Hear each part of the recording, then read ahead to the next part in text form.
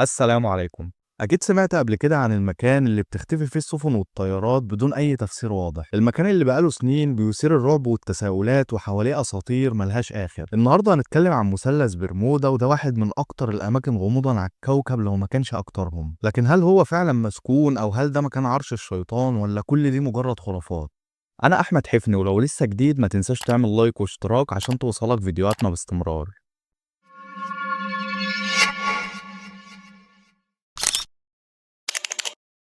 مثلث برمودا عبارة عن منطقة في المحيط الأطلنطي بيحده من الزوايا الثلاثة جزر برمودا وميامي في فلوريدا وسان خوان في بورتوريكو، واتسمى بالمثلث لأن شكله عبارة عن مثلث وهمي بيربط بين الثلاث أماكن دول، والمساحة اللي بيغطيها حوالي 1,300,000 ألف كيلو متر مربع، يعني أكتر من مساحة مصر بمرة ونص تقريبا. والمنطقة دي بقت مشهورة لأنها مكان لحوادث اختفاء غريبة لسفن وطيارات كتير، وأول حد أطلق اسم مثلث برمودا كان كاتب في مقال نشره سنة 1964، وبعدها المصطلح انتشر وبقى رمز للغموض في العالم. لكن الغريب بقى ان المنطقه دي مع انها مليانه حوادث غامضه، لكنها في الحقيقه ممر ملاحي مهم وبيعدي منها الاف السفن والطيارات يوميا بدون اي مشاكل. لكن هل فعلا في حاجه غريبه، ولا كل دي مجرد خرافات وتحولت لاساطير مع الوقت؟ أول الحوادث اللي خلت العالم ياخد باله من مثلث برمودا كانت سنة 1918، وقتها سفينة حربية أمريكية اختفت بدون أي أثر وكان عليها 309 راكب، والسفينة كانت ماشية في البحر في ظروف جوية مستقرة، لكن فجأة اختفت بدون أي أثر، مفيش لا حطام ولا نداء استغاثة ولا حتى أي إشارة لمكانها. لكن الحادثة اللي فعلا خلت مثلث برمودا حديث العالم كله كانت سنة 1945، لما 5 طيارات حربية أمريكية اختفوا فجأة أثناء تدريب جوي واللي كان معروف باسم رحلة 19. الغريب إن قائد الرحلة كان طيار شاطر وبعت رسالة غريبة قبل ما يختفي، والرسالة دي كان مضمونها كل الأجهزة مش شغالة والبحر شكله غريب جدا واحنا داخلين في حاجة مش طبيعية. والأغرب من كده إن الطيارة اللي طلعت في عملية البحث عنهم هي كمان اختفت. ومن هنا بدأ الناس يربطوا بين مثلث برمودا وبين نظريات وخرافات كتير ملهاش آخر. ومع الوقت العلماء والباحثين حاولوا يفسروا اللي بيحصل، وظهرت نظريات كتير، وبعضهم قال انها مجرد صدف، والبعض التاني قال ان المكان ده فيه حاجه مش طبيعيه. لكن اغرب النظريات اللي اتقالت كانت نظريه الاجسام الطائره المجهوله. المؤمنين بنظريات الكائنات الفضائيه شايفين ان المنطقه دي فيها قاعده سريه للفضائيين تحت الميه، وهم اللي بيخطفوا الطيارات والسفن، وفي حوادث اختفاء كتير حصلت بدون اي اثر للحطام، وده اللي بيزود الشك حوالين الموضوع. وفي ناس كمان بتقول ان الاضواء الغريبه اللي ظهرت في السماء فوق مثلث برمودا اكتر من مره ممكن تكون دليل على وجود نشاط غير بشري هناك.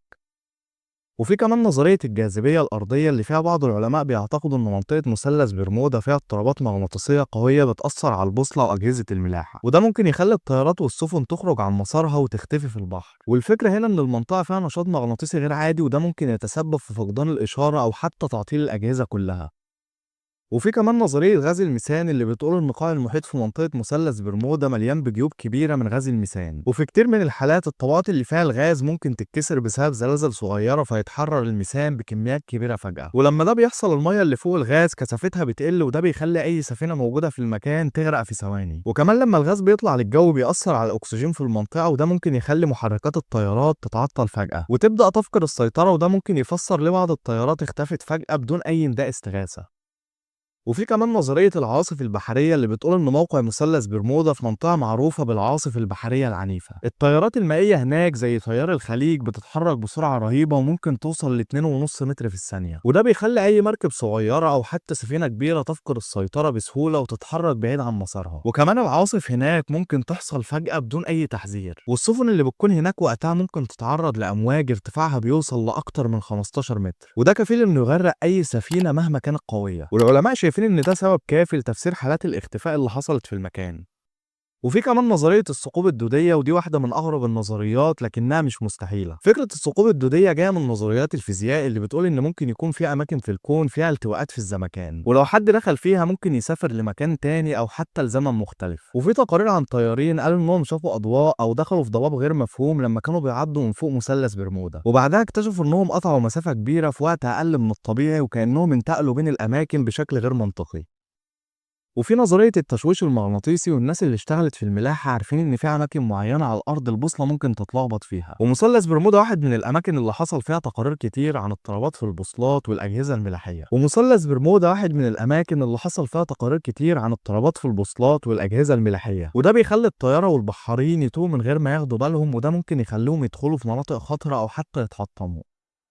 آخر نظرية هي نظرية الأخطاء البشرية. أغلب العلماء شايفين إن كل الكلام عن مثلث برمودا مجرد مبالغة، وإن السبب الحقيقي لمعظم الحوادث هناك هي الأخطاء البشرية. المنطقة دي فيها مرور بحري وجو كبير، وده معناه إن احتمال وقوع الحوادث فيها أعلى من أي مكان تاني. ولو حد غلط في الحسابات أو مشي في طريق غلط من غير ما ياخد باله، النتيجة الطبيعية هي التحطم والاختفاء.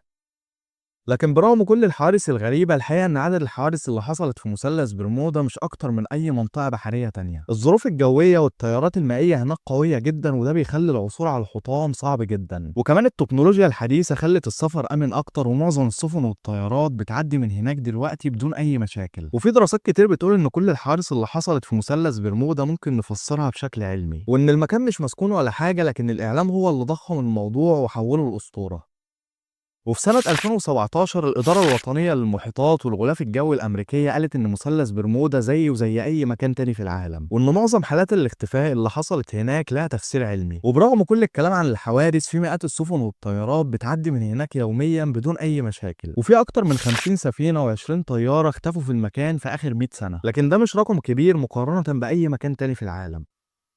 مثلث برمودا مش بس مرتبط بحوادث اختفاء السفن والطيارات، لكنه كمان بقى محور لأساطير كتير على مر السنين. وكل ما حد يسمع عنه بيجي في باله أفكار غريبة عن كائنات فضائية أو وحوش بحرية أو حتى السفر بالزمن. وناس كتير مقتنعة إن المكان ده بوابة لعالم تاني أو حتى مكان عرش الشيطان نفسه. وكمان كتير من الناس بيربطوا مثلث برمودا بحضارة أطلانتس المفقودة اللي غرقت فجأة، وبيقولوا إن المدينة دي موجودة تحت مثلث برمودا، وإن التكنولوجيا المتقدمة اللي كانت عندهم هي اللي بتأثر على الطيارات والسفن اللي بتعدي من فوقها. وحتى زمان البحارة كانوا بيحكوا عن وحوش بحرية عملاقة بتهاجم السفن وتسحبها تحت المية، وكانوا بيوصفوها إنها حاجة أقرب لتنين البحر أو أخطبوط ضخم بيطلع يهاجمهم.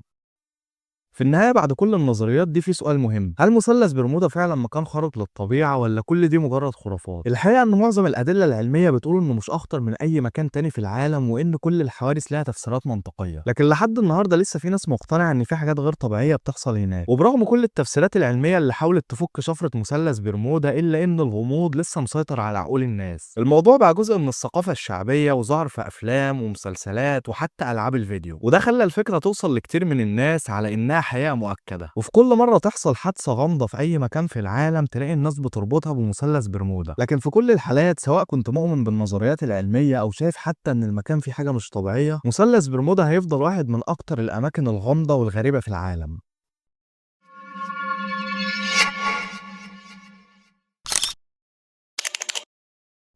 أخيرا لو الحلقة عجبتك ما تنساش تدعمنا بلايك واشتراك وتفعل الجرس عشان توصلك فيديوهاتنا باستمرار. وما تنساش تقول لنا رأيك في التعليقات وتقول لنا حابب نتكلم عن إيه بعد كده. سلام.